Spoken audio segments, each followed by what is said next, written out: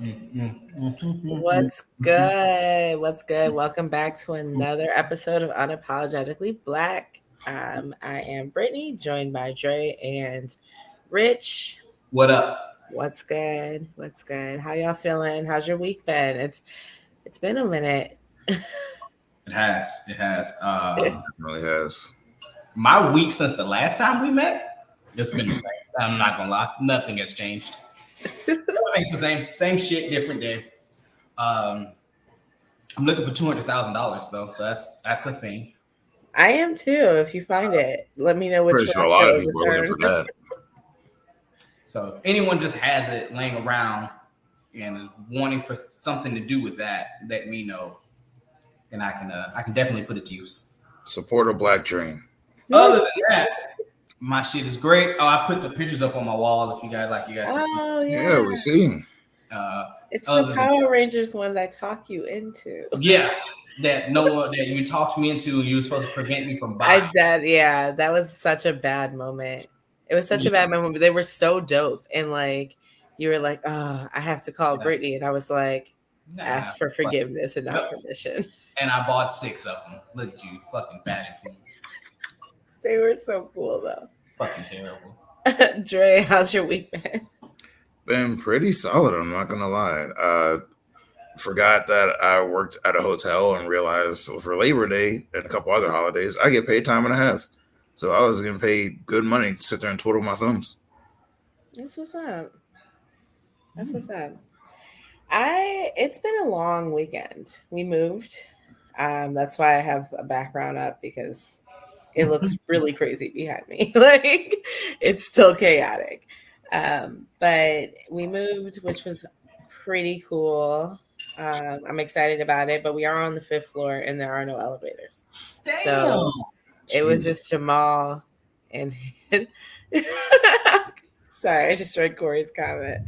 I am the worst when it comes to not made this decision to move to the 5th floor. That's 4, buddy. That's 4. You mean 5? The 5th floor. If you watch Martin, bruh man from the 5th floor. I haven't seen Martin in you don't watch Martin? years. I do watch Martin. I just haven't seen it in many Black years. references going right over people's heads. Got it. So yeah, it was the 5th floor and there's no elevator. We didn't make the decision. If y'all really want to know, like if you want to actually hear what happened, we came up here to sign our lease and they gave the unit away to somebody else. So the leasing agent we were working with, she quit. Didn't say anything. So they were like, we were wondering why that unit was being held. So when we went to go sign the lease, they gave it away. So they were like, well, we'll try to rectify it. So they put us where they could put us. What apartment building has 5 stories to it? This There's one. a lot of them. This one. Not in this city. Yeah, I'd be damn any of them get that goddamn. This might surprise you, but there's different stuff outside of Texas. Things operate a little differently. I'm just saying, I don't know that yet. No wonder why y'all are weird as fuck. Yeah. I see. Besides that, yesterday was Jamal and I's anniversary. We celebrated 3 years, which is nice. And yeah, that's it. It's just been a lot of like getting used to the new commute, like being where we are, et cetera, to like the opposite side of town of where we. So y'all got further away from where you work at, or closer? So I work remotely, but a lot of the things I do when I do have to go in the office, I did move. Yeah, I did move further away from the office, but I, go and come and go as I please. Jamal's job, we're slightly closer. I mean, the rush hour traffic's rush hour traffic. Like, and he's happy he got free cookies today. He had an interview with his part-time at Insomnia Cookies. Does Jamal drive himself to work? Jamal does not drive. So. Need my man to kudos on free cookies, Jamal. I am part-time chauffeur, part-time recruiter and job placement specialist. So anywho, So this month we're talking about financial literacy, which is something that, you know, Black people don't learn about. To be completely frank, like it just does not happen. So this generation, our generation, and our parents, to an extent, like we're kind of the first to care. And I would honestly say, to an extent, like certain people's parents, because it's not across the board in any way, shape, or form. Right. But yeah, so we're talking about credit today. Um, this is a conversation that I have more questions than answers to. So we have Rich representing RDI Financial, and yeah, let's jump into it. Let's talk a little bit about credit, and let's start with what is credit. So, credit is what lenders, banks, anyone that you want to borrow money from, is what they're going to use to determine your worthiness to pay them back, right?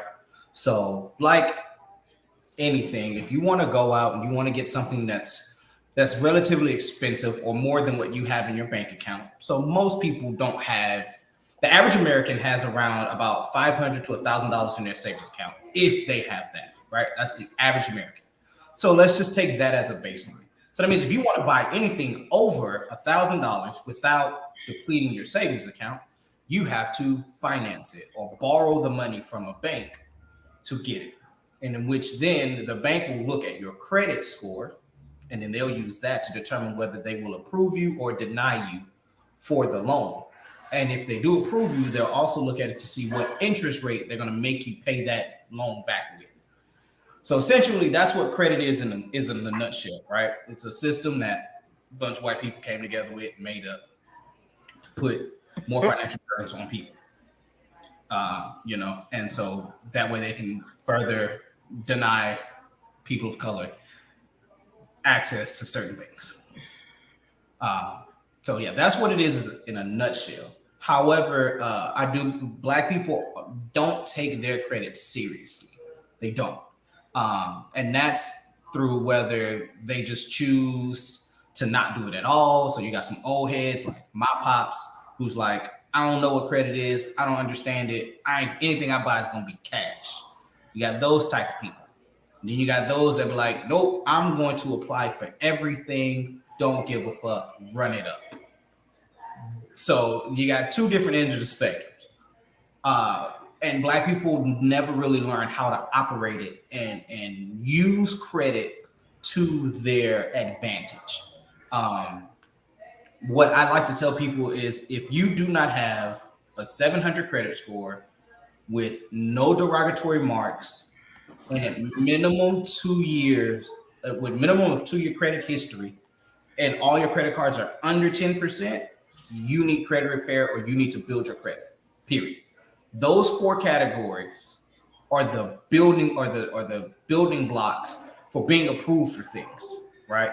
Now, there are people that would approve you for stuff less than a 700 credit score, obviously, because the average American has about a 650 credit score, the average American.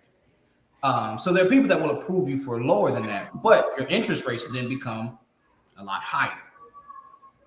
So for example, if you want to go out and say I have a 720s credit score and I go buy a $23,000 car, Dre has a 554 credit score and he goes to buy that same car. My interest rate, 3%. Dre's interest rate, 23%. When we get done paying that car back, I would have paid $24,000, 25 at the most. Dre would have paid $32,000 to $33,000 for that car. So same price for the car, interest rates completely different because of credit score. And certain things are almost preventable, right? So the 5 things that make up your credit score are: 1, your payment history, which is 35% of your credit score. So if you look at it as like a circular graph, right? As a matter of fact, here, what I'm going to do is I'm going to show my screen just so that the people can see it as I'm talking about it, right? And if you guys out there in the Spotify and the world, you know what I'm saying, take a pen and some paper and write this stuff down, right? This is free knowledge for everybody, right? So here, this is what I'm going to do. I'm going to share my screen. Share screen. Share. And then we'll go Windows.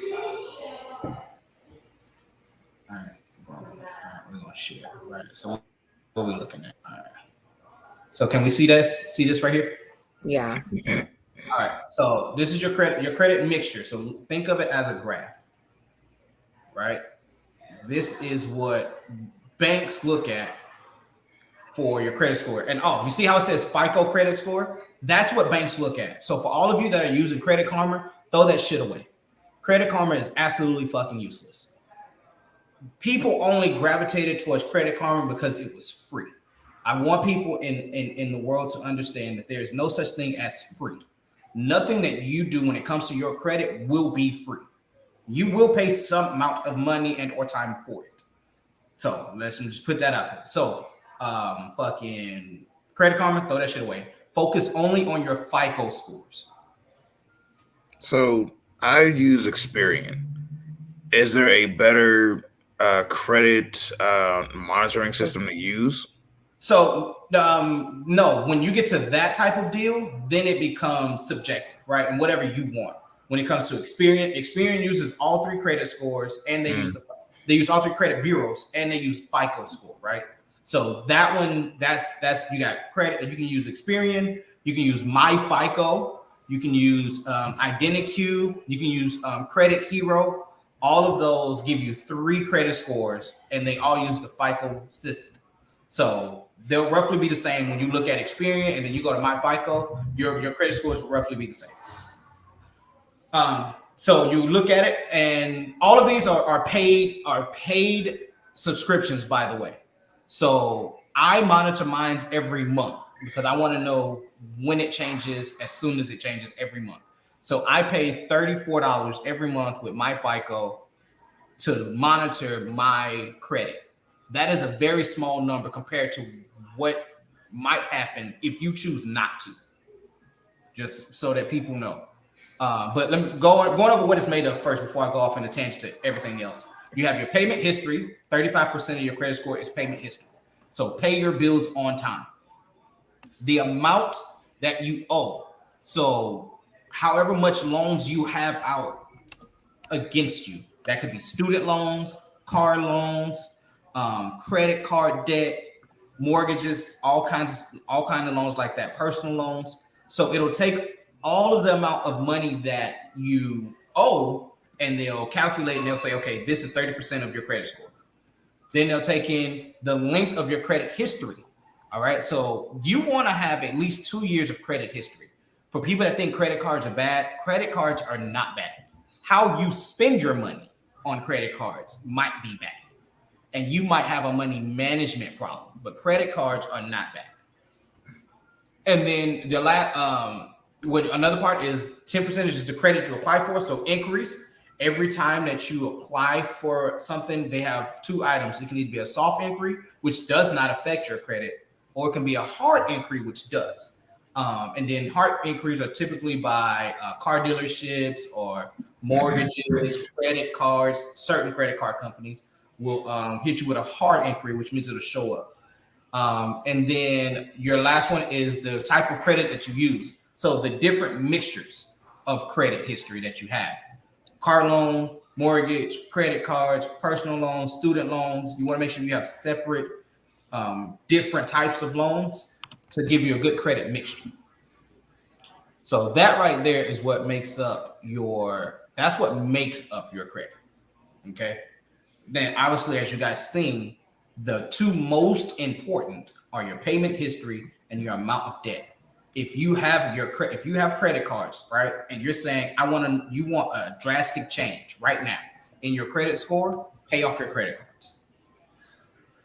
Pay off your credit cards and get that utilization under 10%, and you will see a drastic shift in your credit score. I promise you that. That's the fastest way. Then, of course, you still have credit repair and stuff like that. But if you want to see it yourself, just pay off your credit cards and watch how it shifts and go from there. So that's what credit is. I do recommend that everyone gets a credit monitoring system. everybody. If you're not paying for one, pay for one. It's $34. I understand $34 might be hard for some people, but if you think the bill for having good credit is high, wait till you get the bill for having bad credit. That bill is even higher. So when, say, an 18-year-old who doesn't have terrible parents and like has untouched credit, right? Mm-hmm. What does that credit score look like?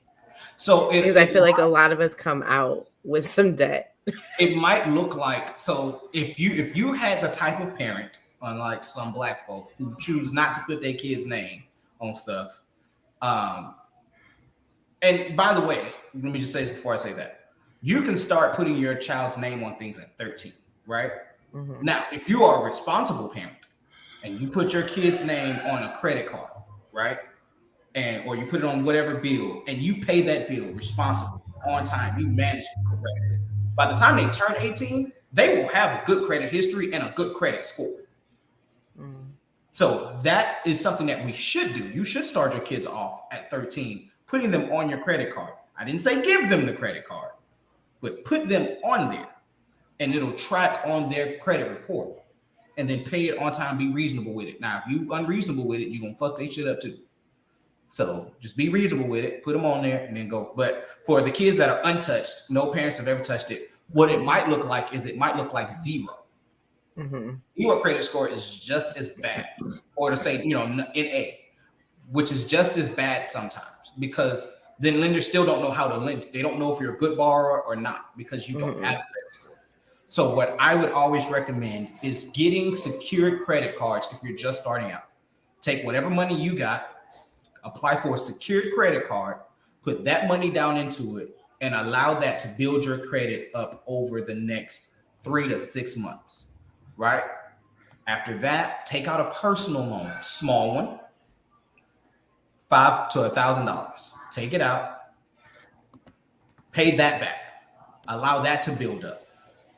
And then what you'll start seeing is like, oh shit, by the time you turn 2021, you're like, oh shit, I have like a 730 credit score. I got like a 750 credit score. Now what do I do? Now you can start applying for these major credit cards, right? Assuming that you have a good job, decent income, stuff like that, right? So now you can go for the American Express. You can go for the Wells Fargo, the Chase type of credit cards.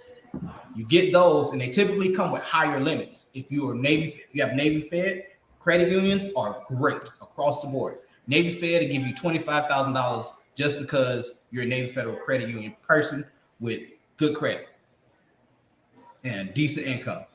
And then what you do is you manage that credit, and you manage it by if you spend over your limit, pay it off. So I know people, they take their household income, they take it all together, and they say, okay, monthly bills are $7,000. They have a $25,000 credit card. They put all of their monthly expenses on their credit card. Then they'll take the money that they get from their jobs and they'll pay it off. And that's how they cycle through spending the money on the credit card and then paying off their bills at the same time. And then what you're doing is you're using the bank's money to pay for things, and then you're just slowly paying off. Because let's say the world goes to shit, right? Banks shut down. But the difference between me and you is I put all of the money and all the stuff that I was spending on credit cards. You was using your hard-earned cash. World went to shit. I still have cash, my money in my bank account, or my hard-earned cash. You don't. And so I say, fuck it, credit cards go, whatever. And then I still have money. See, the way people move is you move by using other people's money. That's how you should move when it comes to credit. Always you leverage the bank's money for the things that you need, right? And a 720 credit score is equivalent to having about $150,000 because it can get you in those realms. Having a 720 credit score. Now, you want to make sure that your credit, your credit report is unblemished. You cannot have any late payments. That's the biggest thing that will hurt people's scores. Recent missed payments are the biggest things that will drop somebody's credit score. Now, as time goes on, that late payment doesn't hit as hard, right? It doesn't affect as much. But if every month you have a 30-day late payment hitting your credit score is going to always be low. It's going to always be bad because every month you're late on paying something. Every month. So you want to make sure that the number one thing, if you can't do nothing else, pay everything on time.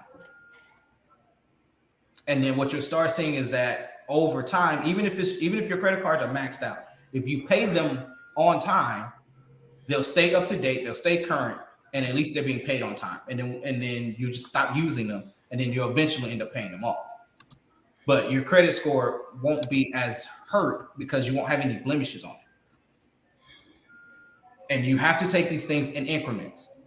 When you go out and get your first car, go and get a $15 to $20 or a $20 to $25,000 car. Make that one be your first one. So that way the bank can see, okay, they can handle a $25,000 loan. So now when they come back and they want to go and get the $40,000 car, okay, we can do that because we've seen them handle a $25,000 loan. They were good with it. Now when you go and you're like, okay, I want a G-Wagon. Okay, cool. We've seen you handle the $20,000. We've seen you handle the $40,000. Okay, we can trust you. We can probably trust you with the $80,000 to $100,000 car, and your credit's good, and you got good pay. You got a good paying job, or you have a business that does this or does that. Cool, no problem. We'll do that for you. But if you don't have those things, if your credit score ain't a 720, if you have missed payments, if your credit utilization is higher than 10%. And if your credit history is under a year or under 2 years, you need credit. You need it 1,000%, because nothing you do is going to set you up in a long haul, right? You'll be able to get all the little ticky tack stuff. You can always go out to the car dealership, whatever Nissan, and they'll stab your ass with a 20% fucking interest rate. They don't give a shit. There's always banks that's what they call subprime lenders, which means they don't mind handing people bad credit because they know that they're probably either going to default, end up repo, or they're just going to pay this really high ass interest rate. Which is why car dealerships, they rather ask you how much you want to pay in a car note versus what do you want your interest rate to be versus, other stuff. Mm-hmm. So they say that it's like, harder to fix your credit or to have it go up than it is for the number to go down. So as far as being in the situation where you need to fix your credit, I know you said pay off credit cards, but if it's not credit cards, what's the first step to? So the first step to fixing your credit, I look at it like this, right? The first step to fixing your credit is like the first step is like fixing a car. You can always fix your own car. Question is do you have the knowledge to do so? Do you have the time to do so? And do you give a damn about doing it yourself? That's what you should ask yourself. Same thing goes with your credit. Do you know what you're doing? Because if you don't type the right letter, if you don't have the bureau's address, and you don't send the right information with it, they're just going to kick it back and say, guess what? Validated, sucks to be you. That's if you don't know what you're doing. If you know what you're doing, but you don't have the time to do so, shit, that does you no good. So I always recommend, if you don't know what you're doing and you don't have the time to do so, find someone that does and that can.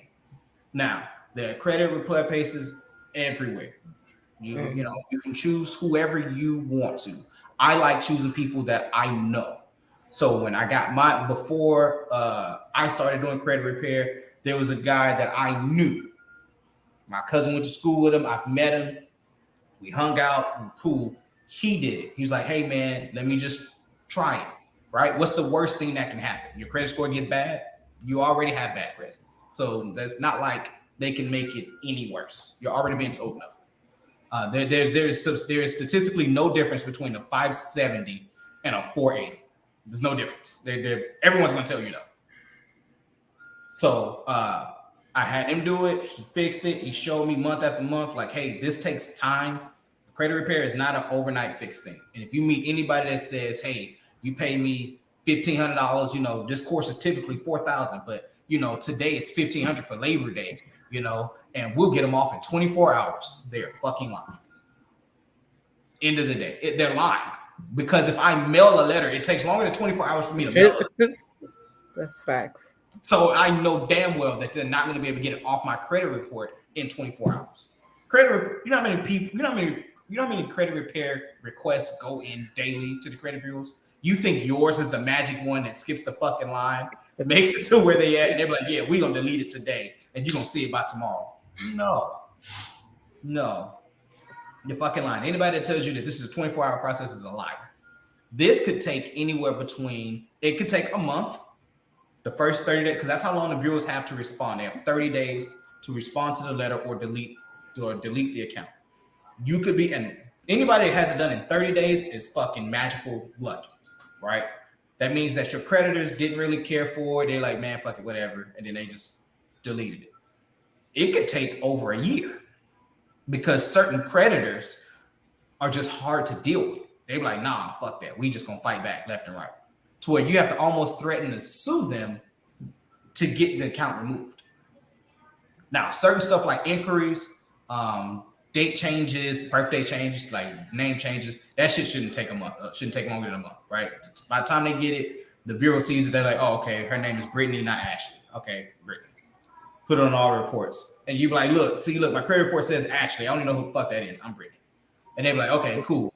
And those stuff are easy. So any account that has Ashley on it, they be like, okay, not hers. Delete. Mm-hmm. Easy. But for the ones where you're like, my name is Brittany, and I lived at ABC Barker Street, and then they see an account that says Brittany, ABC Barker Street, they be like, I don't know, pimp. This says is you. Right. But there's other stuff that goes into accounts that they have to 100% be accurate, right? So the Fair Credit Act, right, says that everything has to be 100% accurate. Not partially accurate, not kind of accurate, not, nigga, we got a lot of it right. No. It has to be 100%. So they have to have your name, you sign for it, that like they have to make sure it's you. Most creditors don't have that information. When they buy debt and debt collectors, when they buy that stuff, they buy it in bulk. And all they doing is buying an account with your name on it, and then they send it. Pennies on the dollar. So then they call you and they try to get it from you. Oh, we got this account from Sprint. Sprint says you owe them $400. You be like, I don't owe Sprint shit. I don't owe you shit. Well, do you have an account or do you have a document with my signature on it says that I owe this X, Y, and Z? Do you have my payment history? Do you have this? Do you have that? Oh, well, we still got it from Sprint. Okay, motherfucker, you don't have the right account. And I demand that you delete it from off my credit report. They have to prove these things. And if they can't, gotta go. So it can take time. I say always give the person that you're working with, give them 6 months, right? And if you see good change, stay with them until you get to where you want to be at. If you don't see good change, you're like, hey, pimp, like it's going on month 6. I done paid you $100 every month since then. And my shit done went from a 480 to a 482. Nothing's happened. And that's if you see nothing happening. Now, if it went from a 480 to a 482, but you see accounts are being deleted, stay with them. Your score is still low because now you have very little accounts for them to try to manage everything. So essentially, you're going back to almost like a clean slate. So a lot of times you might not see your credit score rise depending on what accounts got deleted.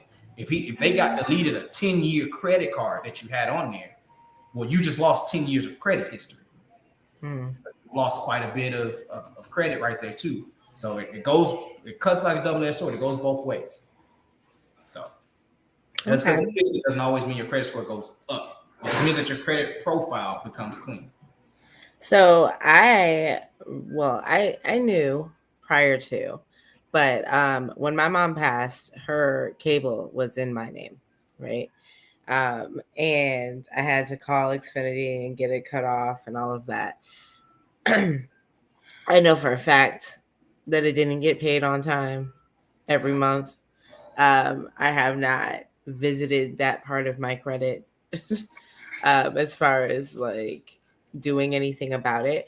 But when that happens, is that just a case of proving my identity or?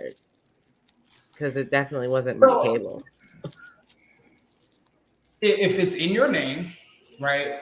And when did it get started in your name? When did it get put in your name? How old were you? I was an adult. Okay. She put it in my adult name.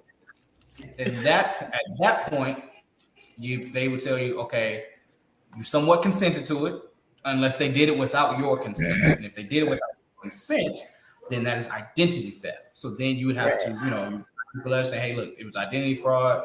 Like they just did it. I didn't sign for nothing. They have to produce a signature. Right. But you would have to send that letter into the credit bureau. So whatever credit bureau that it shows up on, do you monitor your credit? Okay, so whatever bureau or bureaus that it shows up on, write them a letter and say, hey, XYZ happened, blah, blah, blah, blah, blah, blah. And then you're gonna tell them what happened and what you want to happen from that. You're like, I want it deleted from my credit report. And they'll be like, all right, well, now we got to try to prove to see if it was you. And if they can't, then they delete it. A lot of times it comes back as verified, but if it says verified, you probably didn't word the letter correctly. And they probably just thought that you wanted them to see if the account exists. Because that's what happens. A lot of people word their letters wrong. And so they just like, well, yeah, the account exists, but you didn't tell us to do anything with it. You were just like, oh, this account's on my credit report. And they'd be like, well, yeah, okay. It is. What's your point? So you got to tell them what's on there and what you want them to do about it. Okay. So what made you get into fixing credit? So my switching it up a little bit. My own being in Japan, not being able to get the things that I needed. In Japan, everything out there is pretty much credit based, right? So I got out there. They moved us into an apartment. It was me, my ex-wife at the time, and my boys. RJ was my only one born. Darius, she was still pregnant with Darius. And it's like, all right, cool. You guys, here's an apartment, but ain't shit in it. So I'm like, okay, I have to furnish the apartment. Well, it's either A, pay $3,000, $4,000, $5,000 for furniture, or you put it on your credit. Well, my credit wasn't good enough. They were like, nope, denied. Nope, denied. So now I have to go back home, tell my, at the time, pregnant wife, hey, we can't get a couch. We can't get a bed. We can't get this because my credit isn't good enough to get it. And so she's like, okay, well, fine, let's try mine. So we do hers, and she's able to get some stuff. And then, but now to me as a man and as the provider of the house, I feel shitty, right? Like, why does my wife have to be the one to put all of this stuff in her name just to make shit happen, right?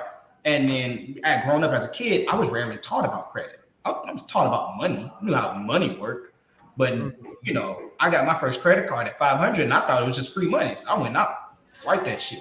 Shoes, swipe that shit. Sandals, swipe that shit. Clothes, swipe that shit. Until it ran out. And I'm like, this shit don't work no more? All right, cool. Throw it away. I was terrible with money management in when I first got to Japan. It was me leaving Japan where I realized, like, maybe I should take this shit more serious, and so that's what I started doing, and that's how I got into it. Well, that makes sense. So how long did it take for you to fix your credit, if you don't mind me asking? Mine took about a year because I had an extensive credit profile. I was one of those dudes where every time a new car dropped, I'm gonna try to get into that new car. So like, yo, Rich, you just got the 2013 Dodge Avenger. Like, yeah.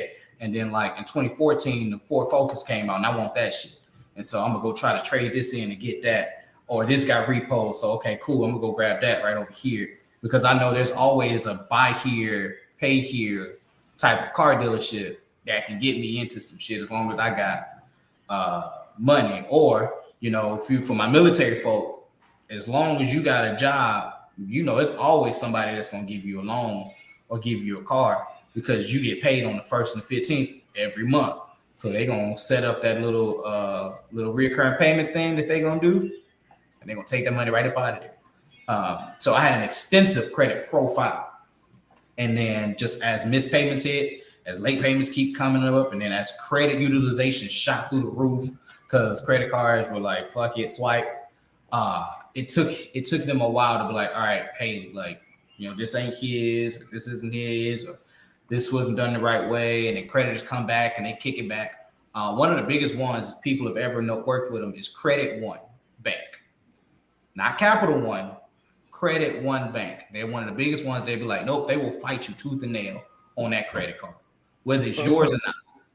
And they send them out in the mail. I don't know if you guys have ever gotten them, but they just send them out in the mail and be like, hey, your credit card's ready to go. All you got to do is activate it. And then motherfuckers are activated and be like, shit, it's a free credit card. They'll activate it, and then boom, there you go. Now you're stuck into a credit card that you can't call the company to try to delete or get out of, So it took a while. And then even more so when I started my business, you realize how important personal credit is when starting your business, because that's what funds your business, unless you're just already making high dollar from your business. And that's very few people. Most businesses, they got to kind of have their money set up and then start going. Right. So then you get into it and you're like, damn, that credit means some shit. It means in a good part of some shit. So why do you guys, and Dre, you can answer this as well, but why do you guys think we aren't taught this? Not like weren't, but aren't currently. Because a lot of Black people don't have any real knowledge of credit or credit history. That's just the sum of any possible answer. Yeah, because our parents, it's not taught in school, which is one of the biggest and most egregious things in the world, is that finances are not taught in school. Amongst many other things, but we'll get into that later. Yeah. But our parents weren't taught it. So they can't teach you what they don't know themselves. And they don't know it because it wasn't taught to them. A lot of us, when you grow up in low income areas, it's like, man, like that credit shit don't really do nothing for us down here. That's what they believed. They believed that it didn't do anything for them, or when they did do it, they didn't know how to manage money. So the first thing that people should learn before you worry about what your credit score is, before you worry about, anything like that, you need to learn how to manage your money. Making $200,000 a year doesn't mean shit if you're spending $230,000. It doesn't do you any good. I believe it goes without saying. Money management. Money management above anything. If you make $60,000 a year, but you can live off of 30, you're profiting $30,000 a year. So you're good. You feel that at that point you no longer feel broke, because you feel like, I only make $60,000, but shit, it's just me. I live in a 1-bedroom, or it's just me and my wife. We live in a 2-bedroom. Rent's X amount. I don't have a flashy car because I don't need it. I have credit cards. They're good. I pay them off. They're good. And then, go from there. So that's pretty much credit in a nutshell, without giving away, future conversations that we'll have. Because this can go on for forever, leading into different topics. So I just want my people to know basic thing. You need a 720, no derogatory marks, a credit history of at least 2 years, and credit usage under 10%. If you do not have those 4 things, holla at your boy. I'm going to help you get there. And what was the last thing you said they needed? So you need 720 credit score, no derogatory marks, so no late payments, no none of that, no collections. You need 2 years of credit history, and you need your credit utilization, your credit cards, to be under 10%. So if you have derogatory marks, you need credit repair. Okay. And repairing it would take it off, or like all of Yep, it credit off. repair would help get it off. If it's something that's easy, so like I tell my clients, right? If it's something that's easy, like one guy, he came to me and it was like $90 to an apartment, right? I'm like, bro, take $90, go give it to these people, write the letter up, and say, look, I paid them, they paid off. Can you take it off my credit? And they're more than willing to be like, yeah, sure, cool. You pay it, we'll take it off. Simple as that. Now, if it's something outlandish, like, you know, you got a $35,000 medical bill, you know, hey. And there's some stuff that credit repair can't take off. We can't take off child support. No one can take off your child support. No. The federal government runs your child support, period. Student loans. The federal government runs your student loans. There's not a single credit repair person that can take your student, not that I know of, that can take your student loans off. Now, we can probably help manage missed payments and get those off, but I cannot take the entire account like it never existed off. Right. You see what I'm saying? Because they have the validation to show that you were the one that signed for this. Right. Because so much information goes into a student loan that if it ain't you, you should have been claiming identity theft from like a long time ago. Right. So there is certain stuff like that. Now, mostly everything else can be disputed, you know. And I like to tell people, hey, if it's true and you know it's true, let's just find a way to pay it, get it down. But if it's even a slight, like, nah, man, that wasn't me, or that was 7 years ago. Each state has their own laws on how long something can stay on your credit before it must be removed. Like, hey, man, that was 7 years ago. Okay, hey, type in a letter. That was 7 years ago. You got to let it go. You got to drop it. Because it was 7 years ago, it goes away. So. That's crazy that you have to go through the process of mailing a letter for them to drop something that they should just drop after 7 years. Credit bureaus are definitely 1973, mailing everything. They haven't, and it's strange that they haven't found a way to streamline disputes according to the Fair Credit Reporting Act. But I mean, you know, some people, they just like old ways of doing shit. You know, they want you to because I guess what they'll figure is if we make it harder or if we inconvenience the people, they're less likely to do it. That's what they believe, but that's not. And we know which people they're talking about. Exactly. The people that ain't got time for that shit. Right. Because if you're like, oh, well, most people don't even know how to do it, you know? And there are self-repair kits out there, credit repair courses. We're like, well, I can learn this shit myself. Hey, if you got the time and you're willing to do it, then do it. I feel that. So let them know where they can find you. I guess. Yeah. Right now, you can find me. You can just go to the website, www.rdi-financial.com. You can go on there. You can book a consultation with me. And then once you book it, a Zoom link will automatically be sent to you to set up a consultation with me personally. You're not going to reach nobody else. We'll go up. I'm going to pull up your credit report. And we're going to go over your profile, and I'll let you know, like, hey, you need this, you need that. Or, hey, pimp, you don't need nothing from me. You good. Like, don't even waste your time. All consultations are free. So that, you know, there's no harm in checking it out to see what at least is on your profile. If you haven't checked your profile out in the last 30 days or so, look at it. It changes every month. Look at it to see what's going on with it, to see what's on it. Because there might be some stuff on there that you've never even seen before, never even heard of before, you know? So, but definitely, just check us out, www.rdi-financial.com.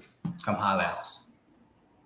Awesome. Well, thank you, Rich, for, giving us the crash course in credit. This is one of many different lessons we'll be going through this month. Tomorrow, we will have your mentor. Clarence Thomas, professor. He was a professor at